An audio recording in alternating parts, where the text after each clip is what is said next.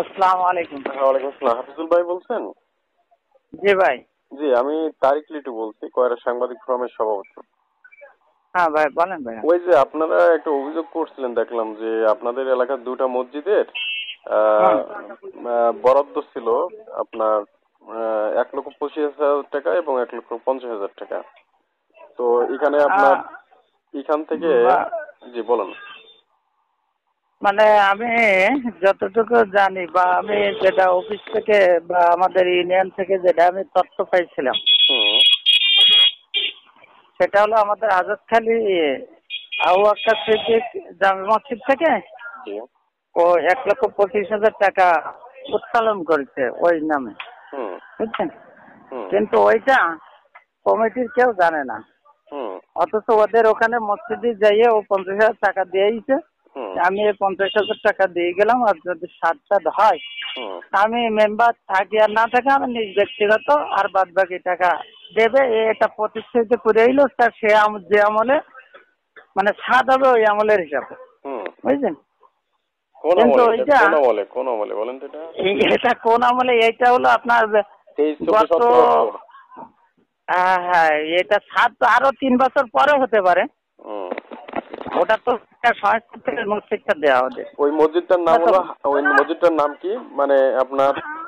হাজতখালী আবু বকর সিদ্দিক আবু জামে মসজিদ। জামি মসজিদ। আরেকটা মসজিদের নাম বলেন, আরেকটা মসজিদের কি আর নাম? আর একটা হলো ওর নিজ বাড়ির পাশে হলো পাঞ্জাখানা, ওর নিজ বাড়ির পাশে হলো কাটমাস্টার হ্যাঁ, পূর্বপাড়া উত্তরপাড়া পাঞ্জাখানা মসজিদ।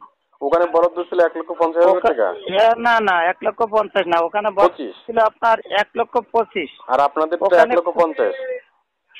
আমাদেরটাও 1,25,000, দুইটা 1,25,000 করে। হ্যাঁ, হ্যাঁ, জি। কিন্তু একটা এদেশে 50 আর একটা এদেশে 55। হুম। ওর নিজের প্রতিষ্ঠানটা কর্তৃপক্ষের সাথে কথা বলছিলাম হুম। বা ওদের কাছে শুনে আমি অফিসে খোঁজ নিলাম ওইটা, হুম। যে আসলে ওরা আমার বললো কি, আমি ওদের একটা নিয়োগ পেয়ে বললাম যে এরকম তোমাদের এই প্রতিষ্ঠানে তো টাকা আইছে, এটা কোনো পয়সা কত? হুম। তা বললো যে আমরা টাকা পাইছি 55, ও কাজ কাম করে আমাদের হিসাব দেশে 55। তা ওরা বললো তাহলে আমাদের একটু দেখে সঠিক তথ্যটা একটু জানাই দাও। হুম। আমি সিআই অফিসে গেলাম, হুম। যাই আমি শুনলাম যে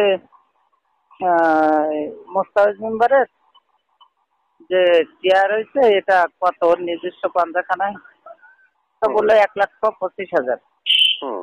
আমার কাছে ওনারা শুনলো যে দেশে কত, বললাম ওখানে দেশে 55,000। হুম। ওরা ওইটা শুনে কিছু জিবিটি কামড় টামড় খেলো অফিসাররা। হুম। এই আমি এসে ওদের বললাম যে এই ফেরা, আবার ওই প্রতিষ্ঠানে ও আবার সভাপতি, হুম। মানে পাঞ্জাখানা। আর আপনার ওই যে হাজতখালী আবু বকর সিদ্দিক মাদ্রাসা যেটা, তাই মসজিদ, ওইটার হলো একটা উজুখানা করছে আপনার অন্য সংস্থার, হুম। বুঝছেন? উজুখানা করছে ওদের কাছে রেজলিউশনে স্বাক্ষর করে নিয়েছে হুম। উজুখানা বাবদ। জি। এখন ওর মাধ্যমে ওরা এই টাকা ও তুলে ওদের 50,000 টাকা দিয়েছে। কিন্তু কত উঠিছে কত কি করেছে এটা বলিনি। এখন ওরা শুনতেছে তা বলতেছে যে এটা সব ওপরে দেওয়া লেগে গেছে। হুম। তাহলে আপনাদের এই দুইটা মসজিদের প্রায় বরাদ্দ ছিল 2,50,000 টাকা, কিন্তু মসজিদ দুইটা পাইছে 1,05,000 টাকা। হ্যাঁ, 1,05,000। মানে প্রায় 1,45,000 টাকার কোনো খোঁজ নেই।